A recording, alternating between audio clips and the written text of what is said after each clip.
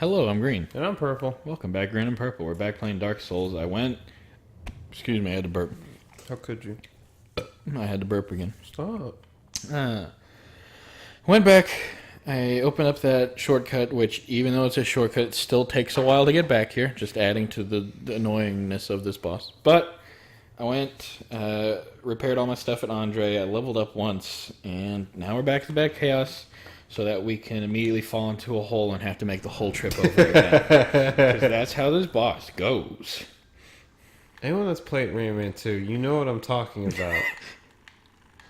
You remember the Bed of Chaos boss in Rayman 2? No, like the sliding part. Yeah. I get you. I just think it's funny how something in Dark Souls reminds you of Rayman 2. I'm not saying you're wrong. Oh. I told you! And what did I say? And what had happened? This boss is so stupid. It's like not even... I forgot to go to the right bonfire. Like... I don't even know if this one's faster or not, but... At least I don't have to walk over the lava. Yeah, it's just like... It's like half luck. Because you'll like get knocked like that, like close to an edge, you're like, oh, I'm okay, and then it'll just hit you again and just push you the rest of the way. And you're like, thank you, Bed of Chaos, I appreciate it. And then you gotta make this long trek all the way back to fight it again, so that you can die again, but hopefully maybe get a little bit closer. It's a great... It's one of those bosses that's like really good in theory. Mm-hmm. Like, good lore. Like, I'm not even entirely against like they're called gimmick bosses, where it's like you just have to figure out the gimmick of the boss. And this isn't the only one in it. There's plenty of other gimmick bosses in the Souls series, but like I think all of the other ones are better, at least, because obviously the gimmick bosses tend to be easier because, again, once you know the gimmick, they're not really that hard. Like Dark Souls 3 has the Curse Rod of Greatwood and High Lord Wolnir, which both of them is like you just have to know exactly where to hit on them, and then they just take ridiculous damage. But with this one, it's like you know what you're supposed to do, but just doing it is so annoyingly hard. It's good at execution. Like if they didn't have the like bottomless pits, it wouldn't be that bad. Like if you just had to worry about not getting hit by it, that'd be one thing. But just always getting knocked into the bottomless pits. Why? I guess I can talk a little bit about the lore of the Bed of Chaos, since I've said a couple times now that it's one of the good aspects of the boss. Basically, the Bed of Chaos, one of the original 4 lords that found the first flame with Gwyn was the Witch of Izalith, who also created pyromancies, which are kind of seen as heretical in the Dark Souls world. But basically, she's the one that like brought all these demons here. Okay, demon. You heard me talking about them. She like brought all these demons about, like, and kind of created the demon ruins. But in like one of her, studies or experiments or spells or whatever, she basically like kind of just became an essence. I think it was called like the chaos, something like that. Anyways, her like essence is trapped inside the Bed of Chaos. And so that's why killing the Bed of Chaos gets us one of the Lord Souls. We're getting the Witch of Izalith's Lord Soul. It's just trapped inside the Bed of Chaos.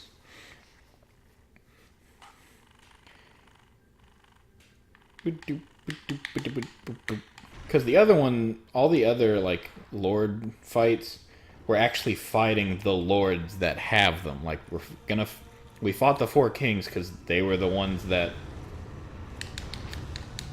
No. Don't do it. Mm. Mm. Dang it. Like, it killed me and it knocked me out. We'll try it one more time. Just to add that insult to injury. We'll try it one more time, and then next episode, I'm just gonna, like, cut it down to wherever I'm, like, beating it. Why did I come down here? I don't need to be here, Andre. I need to rest at the bonfire I keep warping to, so I'll actually respawn there. Yeah. Like, the Four Kings, they had the Lord Soul, and they still had it when we fought them.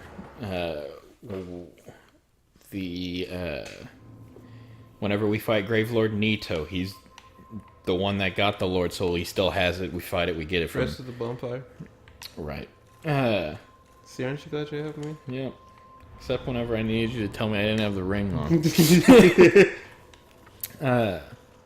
Well, that one was like, you would have spawned right there, so. Seath the Scaleless will eventually go fight him again. He's one of the lords. He still has his Lord's Soul. So this one's kind of unique in that, like, we don't really fight the Witch of Izalith. We just kind of fight what she's become.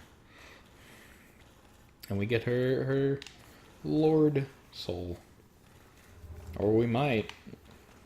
The more we fight this boss, the more I'm thinking this is just the end of this playthrough. Guys, I don't have time to play with you. I need to get back to the bed of chaos.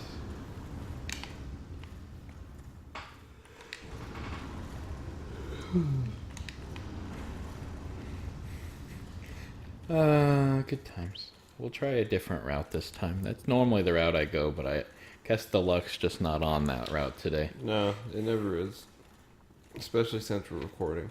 Yeah. Are you guys enjoying this episode of me running the same path over and over again? Getting stuck on a branch, and then fighting the bed of chaos for 5 seconds before I get knocked into a hole? This is the part of, like, the legends that they always leave out. Like, they leave out the part where Arthur, like, and the Knights of the Round Table have diarrhea and are just, like, stuck for a week. They just cut ahead to whenever they're, like, fighting a dragon or something. I always found it weird with Arthur in that, like, I'm pretty sure King Arthur was, like, a real guy, right? Maybe? I don't know. I think he's, like, real. It's just, like, of course, all the legends of him fighting dragons and a wizard and everything are fake. I could be wrong about that. Anyone who knows Arthurian lore, let us know. He was probably just fighting a Komodo dragon or something. He was just punching an iguana and they're like, the dragon! No, dude, Komodo dragons are freaking scary. I don't even think they're supposedly all that, like, aggressive. It's just if you They're just a giant lizard. Well, hold on. Let me look up. I mean, I don't doubt one can kill you. I just think... Yeah, it's like, it's one of those things where it's like, don't take this thing off. Yeah. It's like the opposite of, like, a honey badger. You, like, look at it and it just... From first glance, you're like, oh, that doesn't look too scary. But, like, it's gonna come after you for no good reason and kill you. Whereas a Komodo dragon, it's like, it looks really scary, but you kind of have to give it a reason for it to want to hurt you.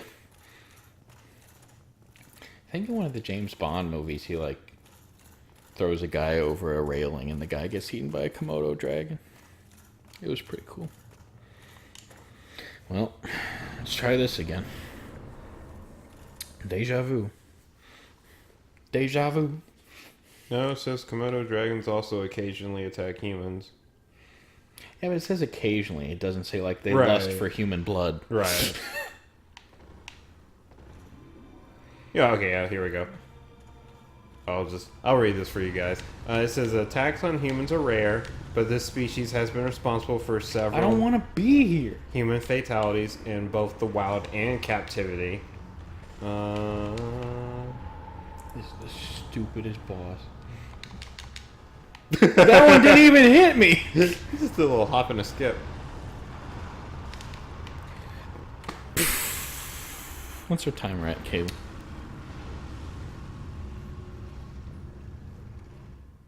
It's like 10, 12 seconds.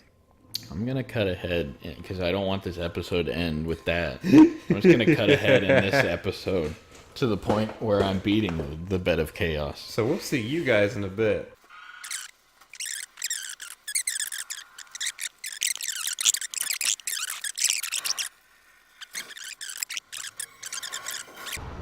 Yeah, it's going to happen. Yeah, it gives you such little room.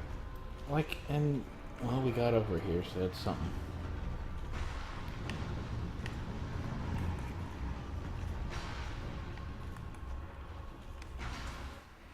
Hey, we made progress. Yeah. On the very next try, too. Yeah, because that's how it works. Now, will we beat the boss in this attempt? There's like a 90% chance no. But it's possible now. Got another firearm. Yeah, so he gets another firearm, and now we just have to make our way back to the middle of the arena. But it does this. Wow, you got just knocked over the place. Yeah.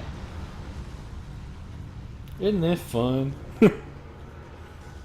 Okay, dude. Look, man, I get that you're angry. But we can talk about it. You aren't a monster. Just a monster when you... Look! If everyone acted the way that you do right now, the world would be a scary place. Nope! I told you! It was like, nope! It was like, I see you trying to do that thing, and we're just gonna... No. We'll be right back. Maybe. I don't even know how much I'm gonna cut out or not. Progress is fleeting in this boss. Time is fleeting. It's like you look at this boss and you're like, this boss really only takes 3 hits to kill. How could it be that hard? And the answer is bullshit. just copious amounts. Just scooped on there, and you tell the Baskin Robbins employee, you're like, I only asked for 1 scoop, and it's like, no, here, take some more. And you're like, why do you even have this flavor? And they're like, well, look, our business is going out, so might as well, you know? I'm sorry, Baskin Robbins. I've never been a huge fan. I've always been a Brahms person. I just go to Baskin Robbins for the pink bubble gum ice cream. I just go to places that have ice cream. Yeah. My checklist for picking a place that has ice cream is, does this place have ice cream? Yes, And then I go.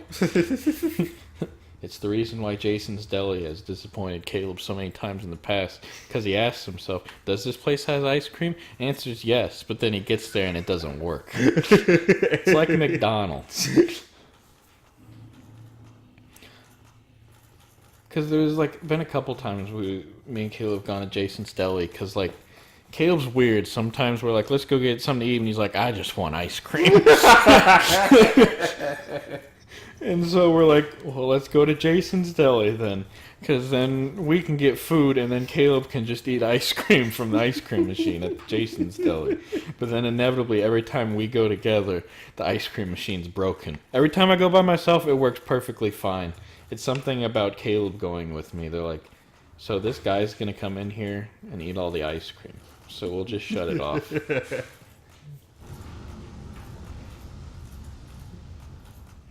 I'm willing to say I'm addicted to ice cream. The funny thing is, whenever we were, like, in high school, Caleb would always be like, I don't have a sweet tooth. Like, I don't like sweets that much. And, like, I'll give him one thing. Caleb didn't eat a whole lot of, like, brownies or cookies or anything. Right. But he makes up for it with ice cream. Pure ice cream. So it's like, oh, I don't eat a ton of sweets. I just eat a lot of this one kind of sweet. Oh! Yeah, there's fire this time now that we made her angry. I think the best thing to do is actually just, like, roll. If we can get there. Which is a big if, honestly. Whoa! It can still hit you down here. Don't get cocky.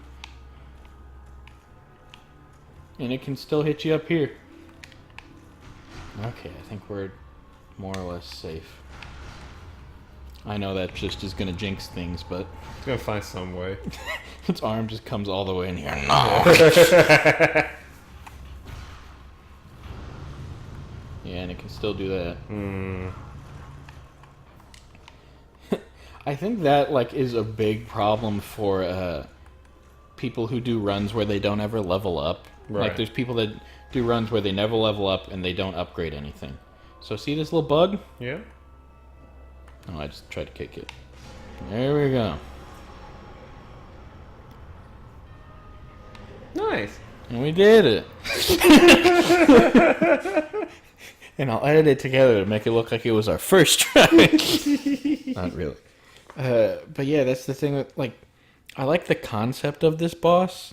I like the concept of, like, it being just this one weak being inside this, like, you know, kind of harsh, you know, chaotic exterior. And I like the idea of it being kind of like, you know, where you have to go after one side and then make a dash for the middle. I think all that's fine. It's just the execution.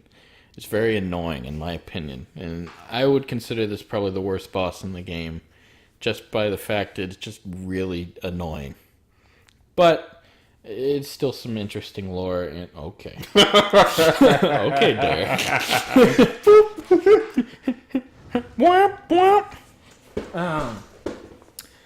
But we beat it. And whenever we come back, I think we're going to go just on a little bit of a tangent to go visit that side area out of Blighttown that I talked to you guys about before. That I like just to go check it out. Okay, whenever we come back, more Dark Souls. Bye, everybody. See ya.